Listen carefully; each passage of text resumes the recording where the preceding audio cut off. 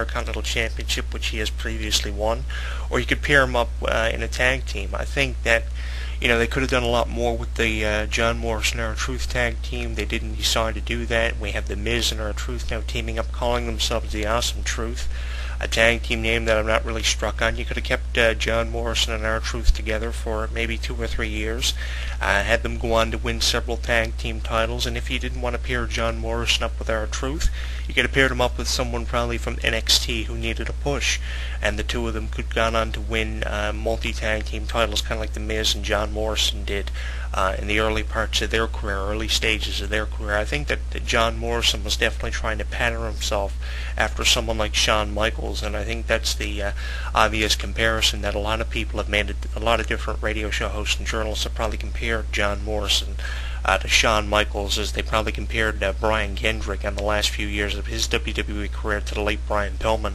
with the bodyguard and the hairdo and the ring attire that Brian Kendrick donned when he was calling himself the Brian Kendrick before jumping from WWE to TNA Wrestling and becoming one of the more phenomenal X Division stars that TNA Wrestling has produced in the last half of the decade, producing X Division stars like AJ Styles and Christopher Daniels, who have made tremendous names for themselves in TNA Wrestling. I think that John Morrison's career is definitely on a downward spiral, as it's often termed in the professional wrestling industry, because I don't think there is no going back for John Morrison unless fate takes an unexpected turn and he starts to win again, and WWE continues to gain faith in him, or regains faith that was once lost for someone like John Morrison, because I think that they had a lot of hope for John Morrison. They brought him in with a lot of hype, and somewhere along the line, that faith that they had built up over the last 5 or 6 years, they lost it. And they started putting more faith in guys like Alberto Del Rio, Jack Swagger, Dolph Ziggler, people who are part of this new talent initiative that WWE's been introducing for the last 2.5 years. I don't know how you can introduce a new talent initiative without including people like John Morrison, who's been there for a considerable amount of time. Maybe that's why. Maybe because they feel like he's been there long enough and he doesn't need to be considered as part of the New Talent Initiative. But I think he would be a phenomenal addition to not only the New Talent Initiative, but the next generation of superstars. I mean, you're introducing the WWE audience to people like Cody Rhodes and Ted DiBiase, who of course are the sons of people like the American Dream, Dusty Rhodes, and the Million Dollar Man, Ted DiBiase, and you have other people coming in there. You have the sons of former WWE superstar Rikishi, who has his own independent promotion overseas. You have the daughter of Superfly Jimmy Snuka, who I've interviewed. You're patterning all these wrestlers after legends, and you're going on, and it seems like you're leaving John Morrison out of a group of athletes that he's deserving to be included in. I don't necessarily agree with their formula. It seems like when they lose a considerable amount of faith in a wrestler, the suitable punishment is to have the wrestler lose week after week after week to main event superstars, and if not main event superstars, mid-card wrestlers. It's kind of like you're demoted down to being a mid-card wrestler, or in the opening match of a pay-per-view, which John Morrison isn't even on anymore. I think the biggest pay-per-view match he's had recently was an Intercontinental Championship match against Cody Rhodes, which he was booked to lose in, which you could have him win. I mean, the Intercontinental Championship, given its prestigiousness, that's trying to be given back to the Intercontinental title that was once lost by people like Cody Rhodes. I think that would be a great way to, catapult John Morrison's career into a positive direction. If you're trying to regain faith with him that was once lost, give him the Intercontinental title and have him win at 3 or 4 pay-per-views before dropping the title. I mean, that's the obvious direction to take his career in. Or if you need to, have him turn heel like you did with The Miz. I mean, The Miz was a pretty strong heel. It enabled him to win the WWE Championship at the end of 2010, and he went to WrestleMania 27 and came out on top with a win. If you need to, turn John Morrison heel. You don't necessarily need to have tag teams break up and have one guy be a babyface and one be a heel. You can have the two of them break up and the two of them be heel. I mean, that's what you did with JTG for a while. You had him be a babyface. You lost faith in his babyface character, and you turned him heel.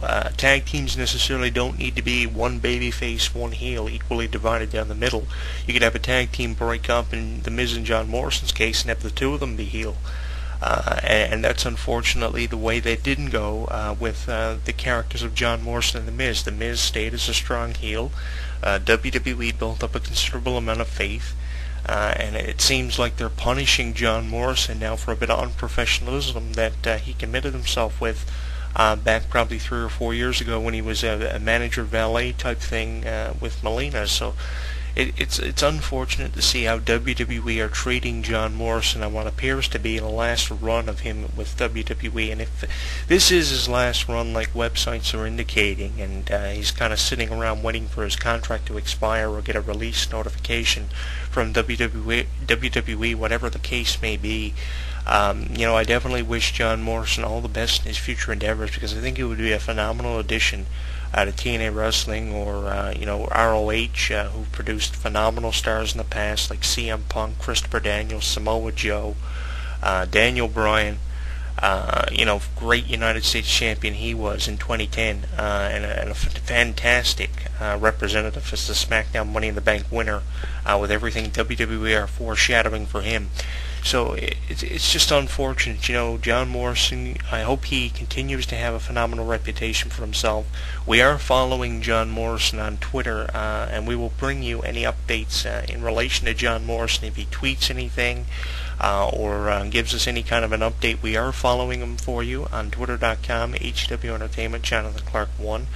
So if you want to, drop by our Twitter account and drop us a line and give us your opinion on the potential release that is forthcoming for John Morrison. I hope it doesn't resort to that, because John Morrison is a phenomenal talent, and it's sad when you have to go on Melina's Twitter page and her Facebook and notice that she's made acknowledgement of her release that was given to her by WWE, and I think we're going to be seeing the same thing for John Morrison. This is something that I keep talking about and going back to all the time. It's this inability that WWE has of not only booking talents insufficiently, but being unable to recognize their full potential. John Laurinaitis is a victim of it. Members of the WWE committee are always victims of it. It seems like they have this inability to be somewhat ignorant to talent. They just ignore the credibility of talent, and they oversee what they're capable of doing. I mean, if The Miz can be a WWE champion, John Morrison can. Heck, the Sandman, better known to the WWE fans as, he mentioned to me in an interview one time when The Miz and John Morrison had broken up. It was right around the time they broke up the Miz and John Morrison tag team, and The Miz was going it on his own. And he was the one that pulled the trigger on John Morrison. The Sandman told me that The Miz would be the one unfortunately released, and John Morrison would go on to be a WWE champion. And I wish at this point in time I could say that John Morrison is a 3 or 4 time WWE champion, but the Sandman's accusation that he made on my radio show when I interviewed him one time, I've interviewed him several times, proved it to be completely inaccurate and completely incorrect. The Miz went on to hold the WWE Championship at least once, and here we are, John Morrison hasn't even done as half as The Miz has done in the last 3 or 4 years. It's unfortunate. I mean, John Morrison has a number of singles championships and tag team championships to his credit.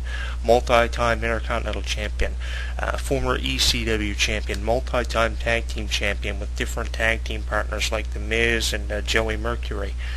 In 2005, right when they became a tag team and debuted on Carlito's Cabana, Carlito's another one that they could have made so much out of and prospered from so much, but it seems like the Cologne's the only one they have faith in is Primo, and he's another one who's booked to lose. It's really, really unfortunate, how John Morrison is being treated, and how they treated Joey Mercury in the last few years of his career after that face incident at an Armageddon pay-per-view. I believe it was at Armageddon 04. It was either Armageddon 04 or Armageddon 03. I believe it was Armageddon 04, when Joey Mercury had that face incident courtesy of one of the Hardy Boys in that fantastic ladder match for the tag team titles. I mean, it was unbelievable how they treated him after that. They could have done so much with his character. He had kind of like a Cody Rhodes gimmick going for him right now. And it seems to me like WWE are doing more with the same kind of gimmick that Mercury had back in 04 for Cody Rhodes than they could have done with Joey Mercury back in 04. I mean, Joey Mercury could have been an Intercontinental Champion with that facial injury. But it seems like WWE are now focusing on this new generation of superstars. I don't necessarily agree with it.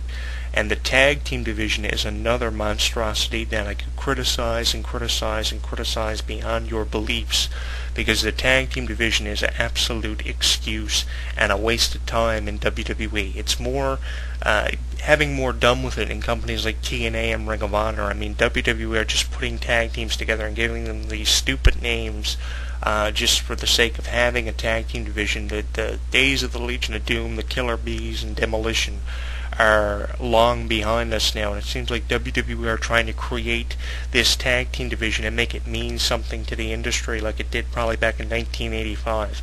I mean, it's not 1985 anymore. It's 20 years too late to be doing this. If you wanted to make a credible tag team division, you would have done it back in 1997.